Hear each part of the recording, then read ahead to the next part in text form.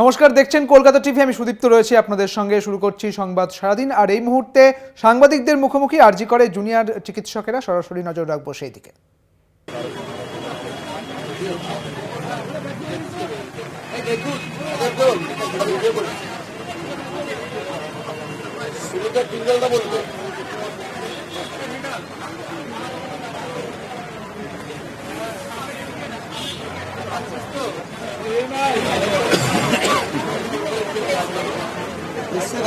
সাংবাদিকদের মুখোমুখি আরজি করে জুনিয়র চিকিৎসকেরা। এই মুহূর্তে তারা কথা বলবেন সাংবাদিকদের সঙ্গে এবং তাদের যে দাবি রয়েছে, পরবর্তী তাদের যে কর্মসূচি রয়েছে সেই বিষয়ে তারা কথা বলবেন। আপনারা জানেন যে গতকালই তারা পুলিশ কমিশনারের সঙ্গে দেখা করেছেন এবং ডেপুটেশন জমা দিয়েছেন। পুলিশ কমিশনারের পদত্যাগ দাবি করেছেন তারা এবং আজ সাংবাদিকদের মুখোমুখি আরজি করে জুনিয়র চিকিৎসকেরা।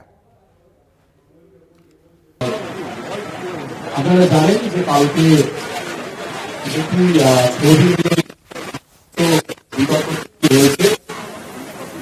সেই বিগতের নিরিখে আমরা আজকে প্রেস কনফারেন্স করছি।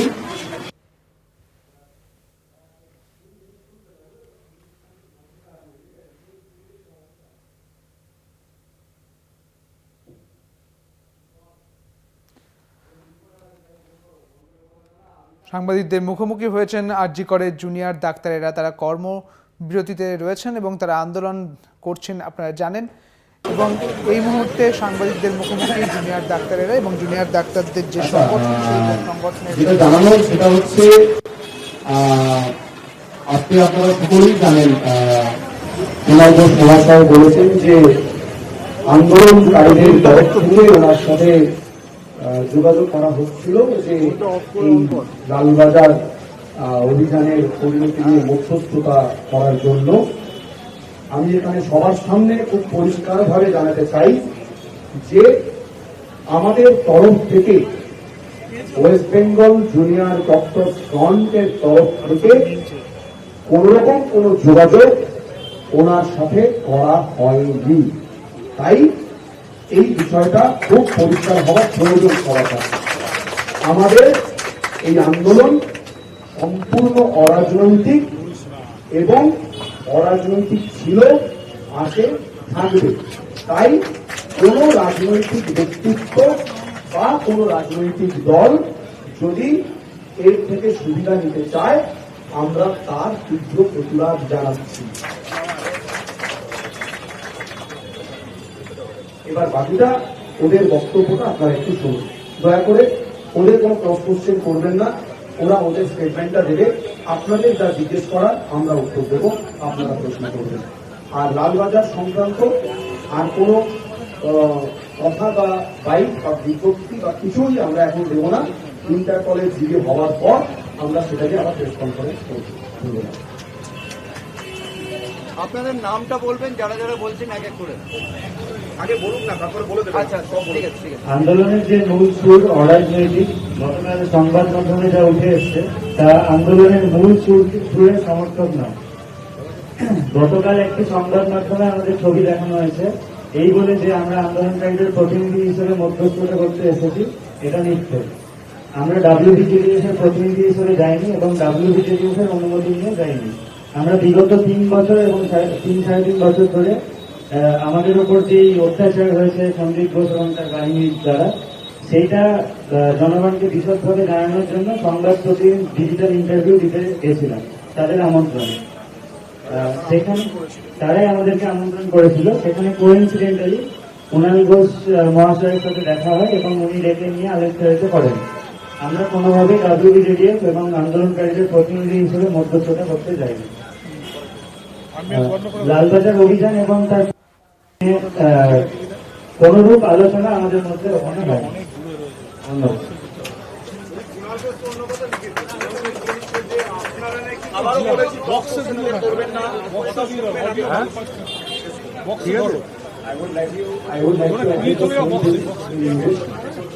We would like to address a recent news broadcast that falsely suggested we represented the WBJDF in mediating between protesting doctors and government.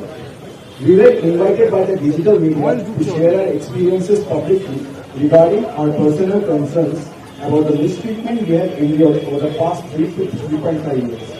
During this visit, we happened to meet Mr. Kunal Ghosh coincidentally, and a photograph was taken with him. These two are two independent incidents and should not be linked up. We want to clarify that we were not representing the WBJDF or engaging in any discussion related to the Lal Bazar Abhijan. We would like to reiterate that our protest has always been, is, and will remain apolitical. Thank you. এই শুভঙ্কর আপনাদের কারোর কিছু প্রশ্ন আছে?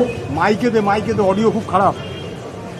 কুণাল ঘোষ বক্সে দে। দাবি করেছেন social মিডিয়াতে, একটু কাছে এসে বলুন। কুণাল ঘোষ সোশ্যাল মিডিয়াতে কাছে দাবি করেছেন যে সকাল 11:30তেই একদম আপনারা ঠিক বক্সে দিয়ে দে। যে লালবাজার অভিযান শেষ বক্সে নিয়ে যা। করে আপনারা ওখান থেকে উঠে আসবেন।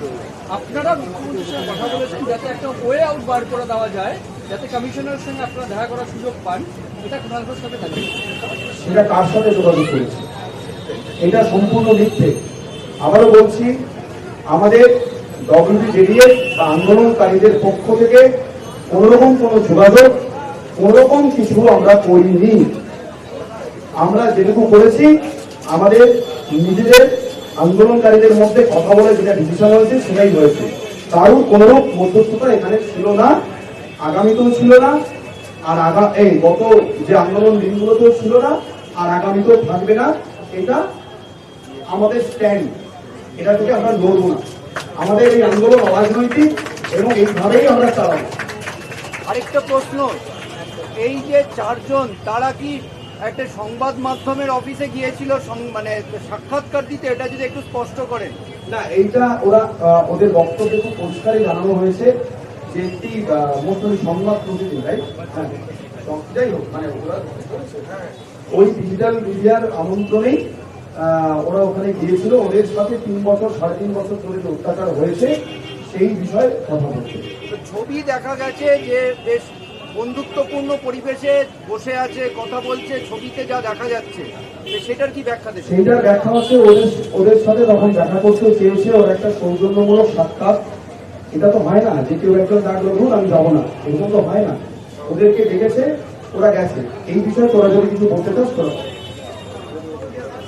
আমাদের ওখানে যখন সংবাদ মাধ্যম অফিসে যে লাইভ অফিসে ওখানে যাচ্ছিলাম, ওই অফিসে হচ্ছে ওনার অফিসও, তখন উনি দেখতে পেয়ে আমাদেরকে ডাকে।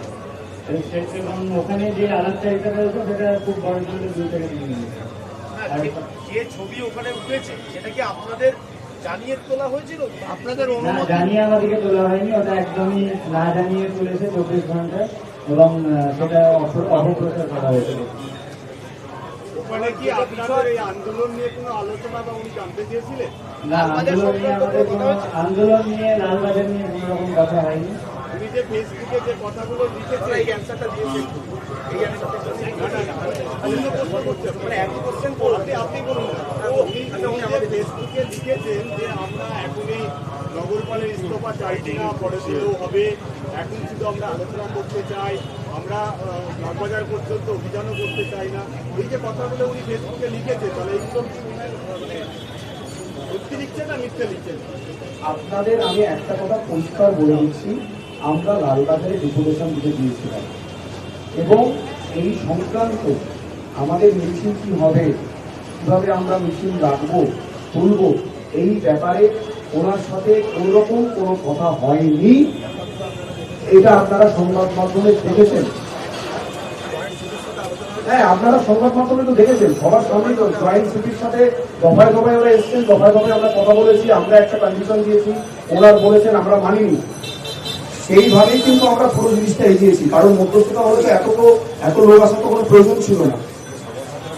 এটা সংবাদ মাধ্যমের কাছে পরিষ্কার, আপনারা সকলেই জানেন। আবারও বলছি, আমাদের আন্দোলনকারী ডাক্তারদের তরফ থেকে, জুনিয়র ডক্টর ফ্রন্টের তরফ থেকে কোনোরকম কোনো যোগাযোগ হয়নি, কেউ করেনি। আগামীতেও কোনো রাজনৈতিক মধ্যস্থতা আমরা চাই না। আমরা ওটাকে সম্পূর্ণভাবে অস্বীকার করি। আমাদের এই অরাজনৈতিক আন্দোলন অরাজনৈতিকভাবে শান্তিপূর্ণভাবেই চলবে। সেটা ওনাকে জিজ্ঞেস করুন কেন লিখেছেন, আমরা তাই মনে করি।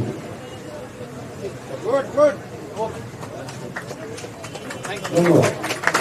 লালবাজার নিয়ে কোনো প্রশ্ন নেবেন? ওটা বলবো। লালবাজার নিয়ে একটা বিবৃতি আমরা দেবো। ও আরেকটা বসো বসো এই বসো। হ্যাঁ এটা হ্যাঁ বসো বল।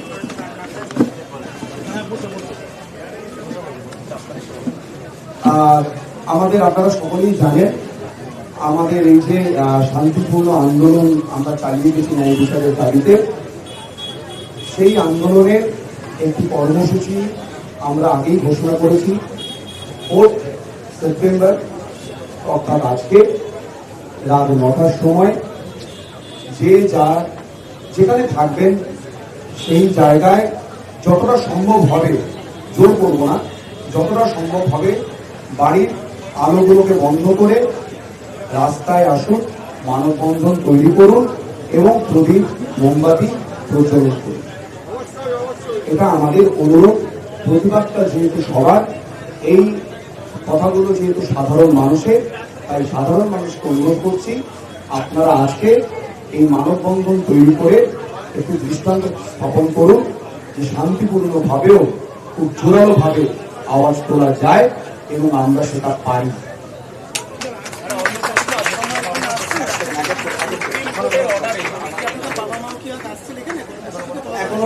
এখনো সুনিশ্চিত কোনো কথাবার্তা হয়নি।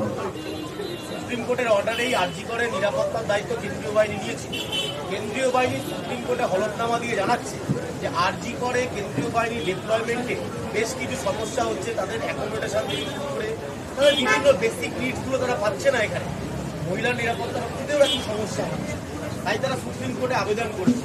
আপনারা এটা কীভাবে দেখছেন? এক, আর দ্বিতীয়ত রাজ্য পুলিশ কেন এটাকে সহযোগিতা করছে না, এটাকেই বা আপনারা কি মনে করছেন? রাজ্য পুলিশের সহযোগিতা করা উচিত বলে আমরা মনে করি।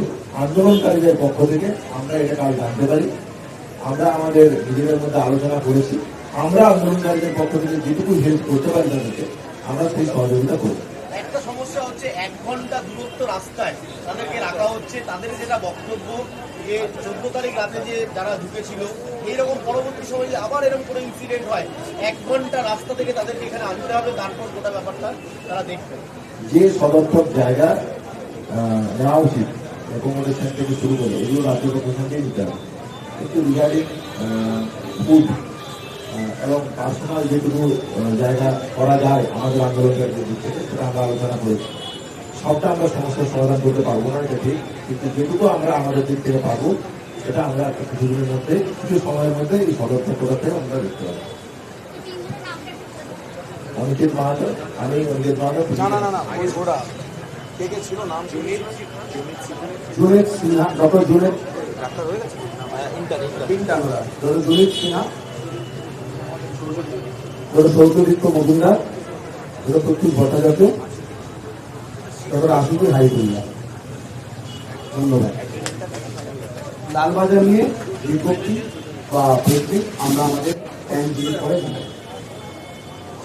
এবং আমি আরেকটা কথা বলতে চাই, সরি, গত দুদিন ধরে আমাদের এই লালবাজার অভিযানে প্রত্যেকটি মিডিয়া বন্ধুরা আপনারা যেভাবে নিজেদের জীবনকে বাজি রেখে, নিজেদের সমস্ত কিছুকে বাজি রেখে রাস্তায় আমাদের সাথে ছিলেন, দীর্ঘ রাত্রি যাপন করেছেন, আমাদের আন্দোলনকারীদের তরফ থেকে আপনাদের প্রণাম জানাই।